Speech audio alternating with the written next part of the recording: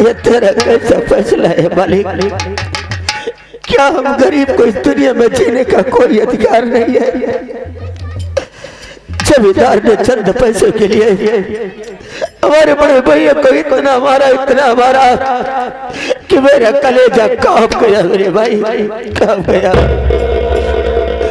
मेरे बड़े भैया तो काम की तलाश में चले गए। क्या पता उन्हें काम मिला कि नहीं मिला, या कि हमारे जैसे दर बदर की ठोकरें खा रहे हैं। मैं तो कई शहरों में गया काम की तलाश में, लेकिन मुझे कहीं काम नहीं मिला, कहीं काम नहीं मिला। मैं कैसे बड़े भैया के पास जाऊंगा? क्या लेकर के जाऊंगा?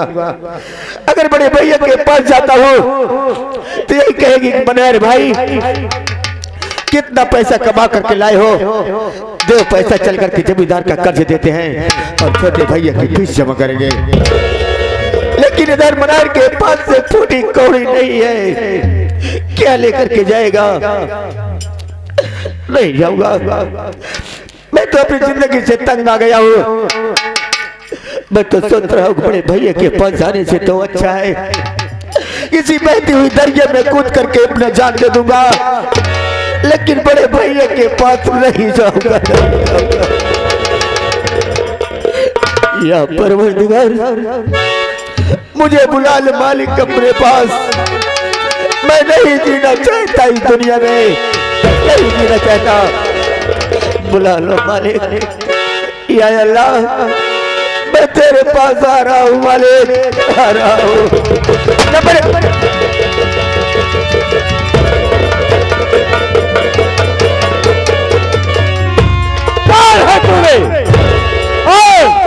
यहाँ कैसे आए? बोल दे कैसे काना हुआ? हमारे तो का हम बहिरव कह दिए भाई। हरामजादे बता तू कौन है और यहाँ कैसे आए? तुम्हें नहीं मालूम कि शेर सिंह का इलाका है और शेर सिंह के इलाके में जो आता है वो वापस नहीं जाता है। बोल। और तू हरामजादे यहाँ पर पहुँची है। बोल तेरी मजूरी क्या है? कितना ले रहे मजूरी? अब बीच में नहीं बोलना, नहीं मारूंगा तो ढक्कन खुल जाएगा। चल किनारे खड़ा रहो।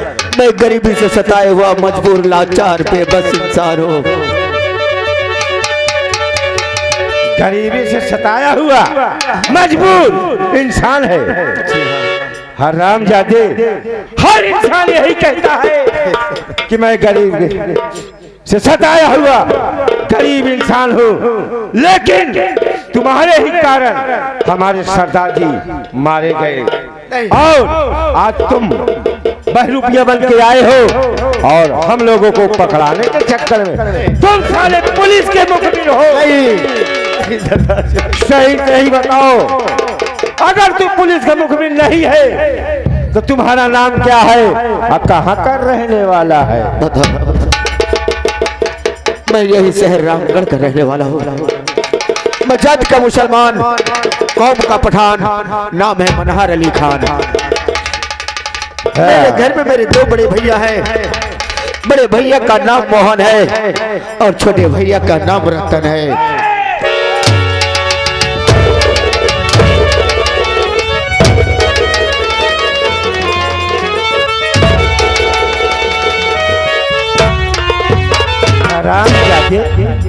मैंने तुमसे कहा था कि हमारे सामने झूठ मत बोलना, लेकिन तुम साले झूठ का सहारा लेकर हमारे पास आए हो।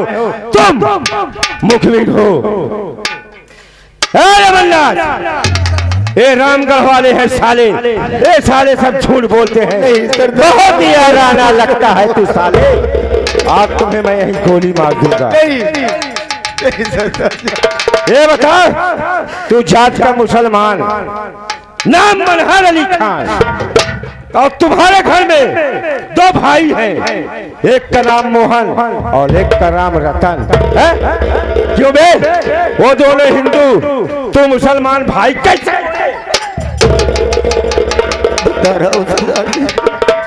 ये बड़ी लंबी और गंभीर कहानी है सरदार जी। कौन सी लंबी कहानी है, गंभीर कहानी है? तुरंत बताओ, क्योंकि हम लोगों के पास टाइम नहीं है। मैं अपने अब्बू जान के अकेला वारिस हूँ। मेरे पुजान मोहन के पिताजी जमींदार के यहाँ नौकरी करते थे। तुम्हारे पिताजी जमींदार के यहाँ नौकरी करते थे? जी हाँ, नौकरी करते करते उन दोनों में गहरी दोस्ती हो गई। दोस्ती हो जाने के बाद हमारे घर उनके घर आना जाना हो गया। इसके बाद कुछ दिन बीता, हमारे अबू जान की तबीयत एक खराब हो गई। उनको वैसा एहसास हुआ कि मैं इस दुनिया में नहीं रहूंगा, शायद अल्लाह को प्यारा हो जाऊंगा। उसी वक्त मोहन के पिताजी को बुलवाए और बोले कि दोस्त देख, मेरी तबीयत दिन ब दिन खराब होती चली जा रही है। अगर मुझे कुछ हो जाता है तो तुम जैसे अपने दो औलादों की परवरिश करोगे, वैसे मेरे बेटे मल्हार का भी परवरिश करना। करके मोहन के पिताजी ने बोले कि दोस्त ठीक है, तुम जैसा कहते हो वैसा ही होगा। कुछ दिन बीता, हमारे अबू जान की तबीयत में कोई बदलाव नहीं आया। उनकी तबीयत दिन ब दिन बिगड़ती चली गई। एक दिन की बात है, हमारे अबू जान की तबीयत कुछ ज्यादा खराब हो गई। इसके बाद मोहन के पिताजी आए और हमारे अबू जान को हॉस्पिटल लेकर के तैयार हो गए। हॉस्पिटल लेकर के जा रहे थे और हॉस्पिटल नहीं पहुंच पाए। रास्ते में ही हमारे अबू जान का इंतकाल हो गया।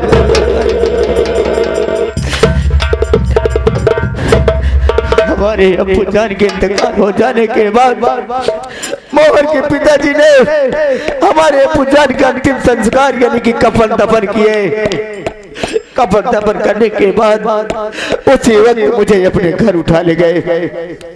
उन्होंने जैसे अपने दो औलादों की परवरिश की, उसी तरीके से मेरी भी परवरिश की।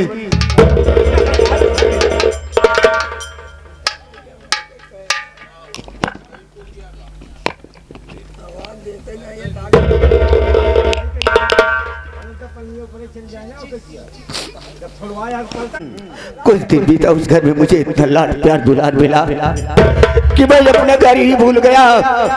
तब से मैं अपने घर नहीं गया।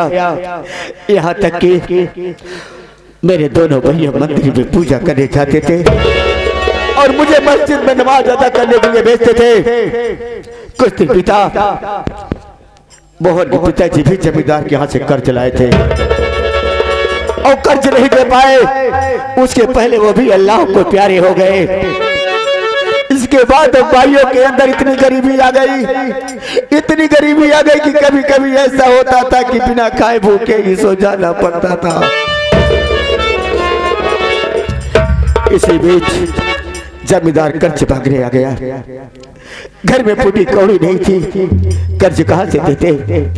मेरे बड़े भैया ने कुछ दिनों के लिए मुलाहत की मांग की, मुझे कुछ दिन के लिए मुलाहत दे दीजिए, मैं कमा करके आपका पाई चुका दूंगा।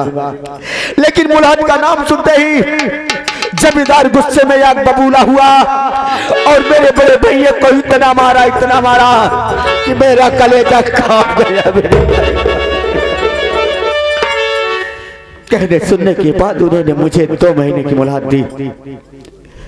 जब 2 महीने मुझे मुलाहत मिली, हम और बड़े भैया काम की तलाश में चल गए। हमारे बड़े भैया दूसरे रास्ते से गए, क्या पता उन्हें काम मिला कि नहीं मिला, या कि हमारे जैसे दर बदर की ठोकरें खा रहे हैं। मैं कई शहरों में गया लेकिन मुझे कहीं काम नहीं मिला। तो मैं सोचा बड़े भैया के पास क्या लेकर के जाऊंगा तो पैसे की मांग करेंगे जो कि मेरे पास नहीं है। मैं सोचा बड़े भैया के पास जाने से तो अच्छा है इसी बहती हुई दरिया में कूद करके अपनी जान दे दूंगा, लेकिन बड़े भैया के पास नहीं जाऊंगा।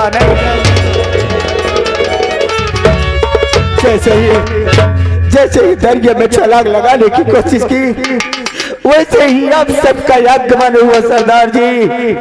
यही मेरी कहानी है।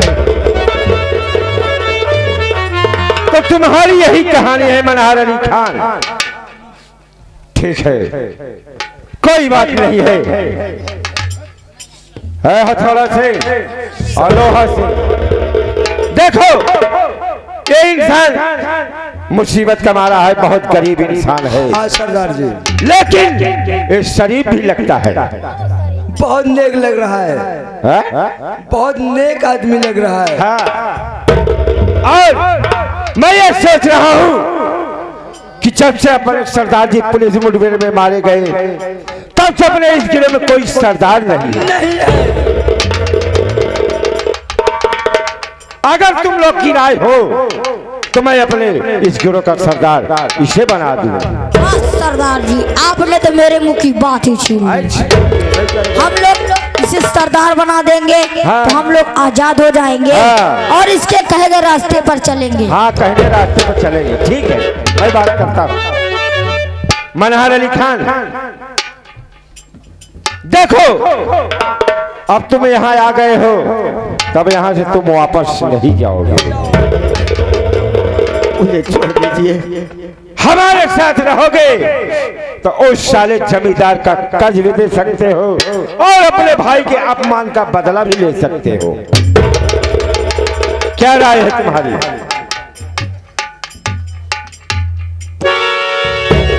ठीक है सरदार जी, जैसा आप चाहेंगे वैसा ही होगा।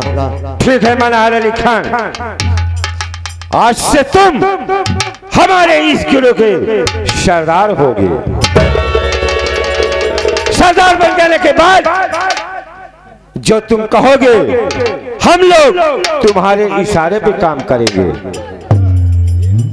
और मनहर अली खान, एक बार आज से तुम्हारा नाम मनहर अली खान नहीं होगा, आज से तुम्हारा नाम होगा ठाकुर रहमत, ठाकुर रहमत, ठाकुर रहमत।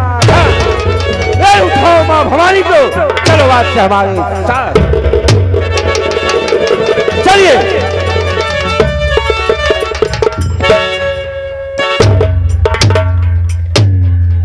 वारे से खरबा, देख तूने मुझे कहां से कहां पहुंचा दिया हरामखोर। या अल्लाह, या अल्लाह, बदरिया कम की छाई है। अरे शेखर हरामखोर, तेरे कारनामों ने इस मुसलमान के हाथों में बंदूक पकड़ाई है।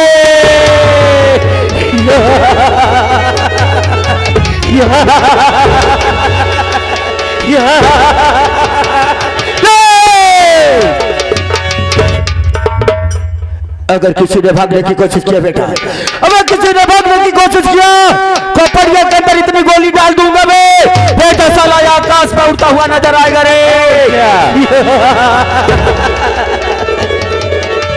शेरा, सरदार जी, चलो चलते हैं चंबल की ओर, फिर बाकी बातें बाद में। हाँ सरदार जी, चंबल में चलो, वर्दी को पहनो। वर्दी पहनने के बाद फिर हम लोग आतंक ही आतंक मचाएंगे सरदार जी। कहते हो शेरा, चलिए चलो सरदार जी, चलो। सरदार जी, मेरा कुछ कहना है। क्या कहना है? अरे उठा लो बंदूक और मिटा दो इस बेदर्द जमाने को।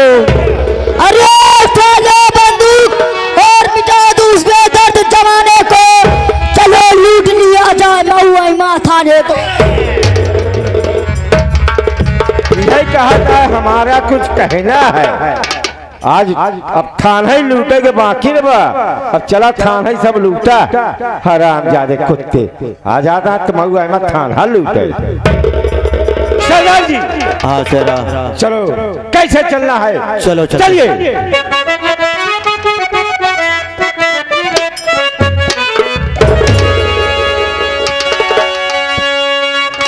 समय कितना विनोद को जमाना याद आता।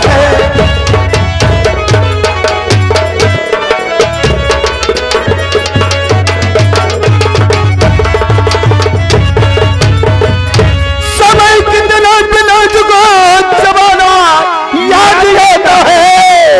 और महान भारत में अर्जुन का निशाना याद आता है। चलिए, जय मां भवानी।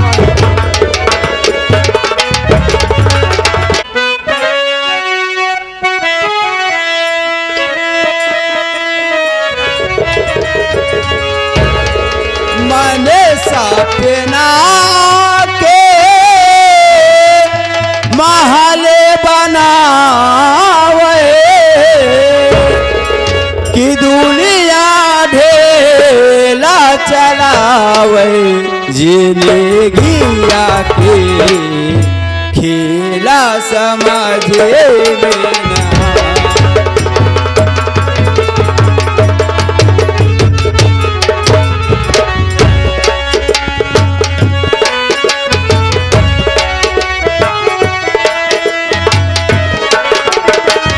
माने सपना के महल बनावे,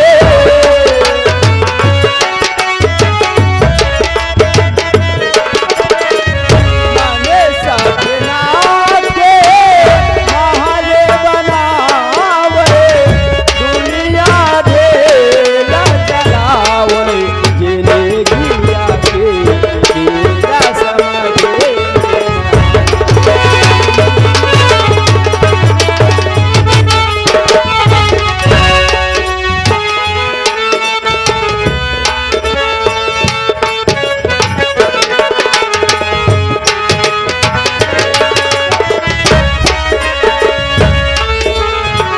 समय हंसावे, समय रोवावे, समय ही नाच नचावे।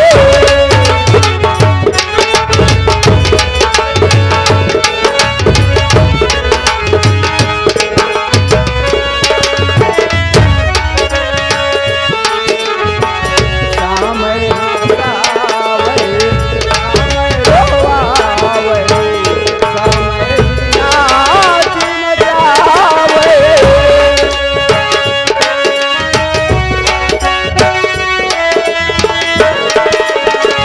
दुखियान के दुखे बाटन वाले,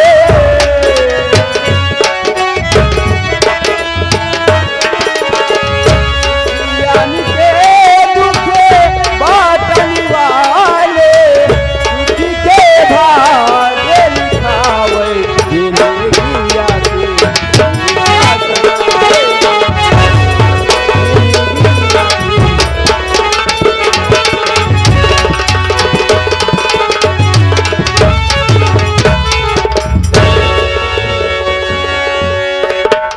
बाबूजी, सबसे पहले मेरा नाम जान ले कि मेरा नाम क्या है और मैं कहाँ का रहने वाली हूँ। मेरा नाम सावित्री है और मैं इसी ग्राम सभा भागीपुर के रहने वाली हूँ। मेरे माता पिता बचपन में मुझे छोड़ कर भगवान को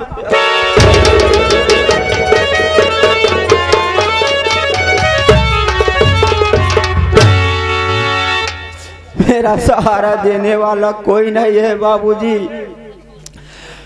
मैं डर पकड़ के ठोकर खाती हूँ। बचपन तो मैं पार कर ले, लेकिन इस उम्र में, इस हालत में मैं जिसके दरवाजे जाती हूँ सब अपना दरवाजा बंद कर लेते हैं। मैं इतना लाचार हूँ, इतनी मजबूर हूँ कि आज कई दिनों से मेरी तबीयत बहुत खराब है। मैं जमींदार के घर झाड़ू पोछा काम करती हूँ, लेकिन तबीयत खराब के नाते मैं नहीं जा पा रही हूँ। उधर बाबू साहब गुस्सा हो रहे होंगे कि सावित्री काम पे क्यों नहीं आई, लेकिन मैं दवा खाई हूँ, सोती हूँ कि थोड़ा से आराम कर लूँ। उसके बाद जब मुझे आराम मिल जाएगा मैं काम करने के लिए जरूर जाऊंगी।